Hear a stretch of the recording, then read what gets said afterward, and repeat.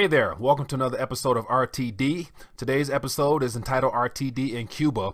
So I want to take a couple minutes and share with you my thoughts on Cuba, having gone there and spent a couple days there, and just first impressions off having gone to a country I've never been to prior to, but heard a little bit about it, but never actually known exactly the details of the whole revolution and their currency system and things like that. So I want to take a couple minutes and share with you my thoughts and impressions. As you can tell from today's presentation, I have Mr. Fidel Castro over my right shoulder, and I have Che Guevara to my left shoulder. And so those gentlemen there, they're plastered everywhere. From the time you walk to the airport to the time you go throughout the city, all throughout the countryside, you see these two figures here. So they're prominent figures in their history there. Part two, I'll actually have a conversation with a gentleman who was there during the entire revolution starting in the 50s. So he gave me a great insight into the history of Cuba from a non-biased perspective. And so there, as always, there's two sides of the story. There's what you're told, and then there's what you find out for yourself.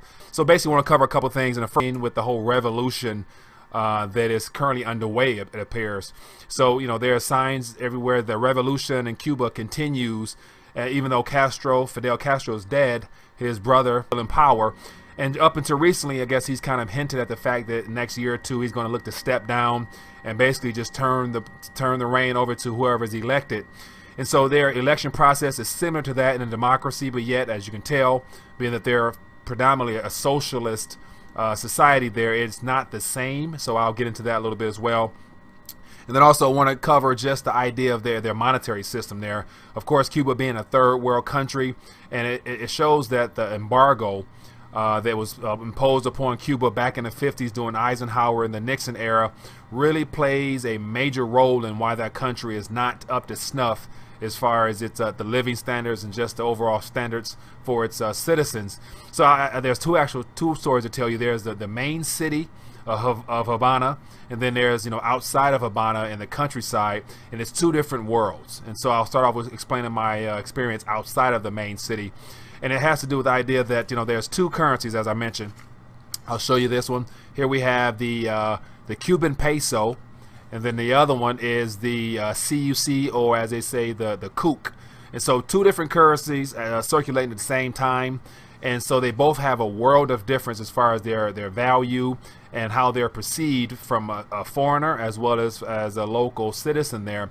And I'll start off by talking about the kook, or the CUC, is what is most common, and it's more of the commercial mainstream currency that's used for tourists as well as those doing trade and commerce inside the big city. The Cuban people, by being a third world nation, they receive I think it's 25 Cuban pesos, or this currency right here, to $1. And so just to give you an idea of how bad things are, their third world status, a minimum wage is roughly 500 or so Cuban pesos per month. And so that gives you the equivalent of about $20 that the Cuban citizen, whether it be just your typical worker, might make around 500 on the very low end. So imagine trying to live off $20 a month in a developed nation. It's impossible. But however, in Cuba, outside the main city, everyone has their main trade or their main skill, and then everyone also has a side hustle of some kind, doing something to kind of compensate for what they're not being paid for their primary job, whether it be running a fruit market, a fruit stand. There's even a guy I met actually staying in the bad side of town, what appeared to be bad side of town. There's a guy who had his own cell phone spot right out of his own house. So I actually went to his house and purchased a cell phone, paid 25 kooks, which is roughly $25 for me, but yet served me well for my time there. And so other than that, outside city life is very expensive. I mean, just to feed a family, to eat, if you try to do the mainstream restaurants and things like that, you're looking at a good $13-12 equivalent per plate. Food is great. There's no genetically modified foods or whatnot, so you're going to eat good. You're going to get a nice Cuban feel, whether it be with their fruit enchiladas or just their fish in general, the lobster. All that was relatively $13-12, which is pretty good, considering that you're eating pretty good, but yet as a tourist it kind of adds up. And then when you go into the mainland of Havana, the cost of living was extremely cheap. You can go get a good meal for 4-6 kooks, which are, you know, $4 or $6 relatively. Taxi rides, as I'll show you in my video, there's a lot of taxi rides that are the old cars, and so it has a very old feel to it, amongst a lot of, you know, modern things is underway now. But just lifestyle in Cuba is very interesting, that there's two different worlds, and it's based upon the idea that there's two different currencies. I mean, having two different currencies circulating, you have one which is mainstream, which is, you know, kind of required in order to enter the country. You got to, you know, exchange over your dollars or euros or whatever it is to these right away. And then also some people chose to accept dollars when it was being offered to them. Another thing in regards to the exchange is when you touch base in Cuba at the airport, at the exchange, if you attempt to exchange the dollar directly for Cuban pesos, there's for the most part a tax. 10 or 12% tax per dollar. So basically you're going to lose dollars. So for example, I attempted exchange, or I actually did exchange $100 on top of the euros that I had as well. In giving $100, I received, you know, 78 or so kooks back, or Cuban exchange pesos, as they say.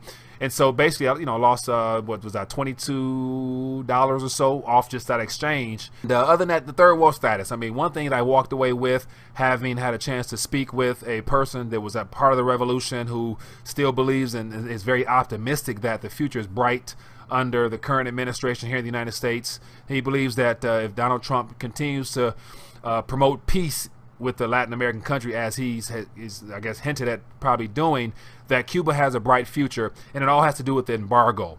And so in part 2 of this video series here, you'll have a chance to actually hear from him directly, where we touch on things such as the embargo, the entire historical line of the presidential election there, and how the currencies came about in 1990. The kook was actually introduced to be used amongst trade with other communist nations. And so it's a quite interesting story, and so it's definitely something you might want to check out, because it has a lot more detail directly from a Cuban. So anyway, I just want to conclude this one with my thoughts on Mr. Che Guevara, as well as Fidel Castro. You know, prior to having gone down there, knowing nothing other than what I was told about them being dictators, and the whole idea of socialism being bad, which at the end of the day, it's pretty much just government dominance, which controls the people and suppresses the people, which is still the case now. But the Cuban people have a different thought process about that. These two gentlemen are looked at as heroes because of, you know, the history of the Cuban people. And it starts off in 1950 with President Batista being a actual dictator, and how he robbed the Cuban people and really kept them down. And the fact that these two gentlemen presented themselves as saviors for the country, and they came into power through the revolution to free the Cuban people. And along the way, in my opinion, you know, good intentions always turn bad when you know, government and themselves decide to hoard power and to enforce absolute power, such as it has been over the last 50 or so years in Cuba under the Castro regime. I have a newfound appreciation on the history behind Cuba and the revolution and the attempt to bring about good from it, even though at the end of the day, I believe that it's actually kept them back from experiencing true democracy and true freedom, as well as capitalism and the advantages of being in markets that are free markets, that are able to float and trade, and allowing people to have opportunity to contribute to society, to actually receive the fruits of their labor. So just wanted to take a quick minute to share my thoughts with you. I hope you enjoy this short video I put together just to show you the highlights of my trip. And other than that, in part 2, there's more detailed of my actual interview with my friend Lou, as I call him. And it was a great conversation, and overall just a great time in Cuba. And if you're interested, I would advise you to take a trip down there. They've made it a lot easier since 2014 to do such. All in all, it was a great trip, learned a lot, look forward to going back again.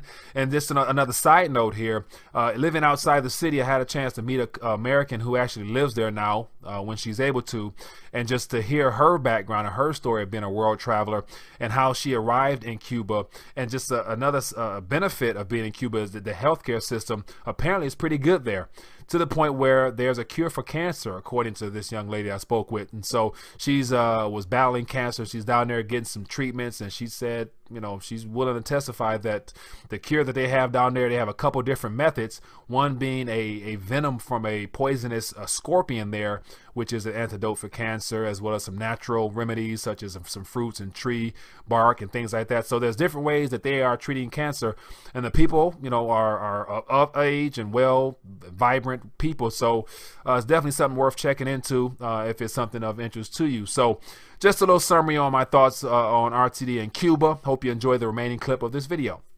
Later. Until part 2.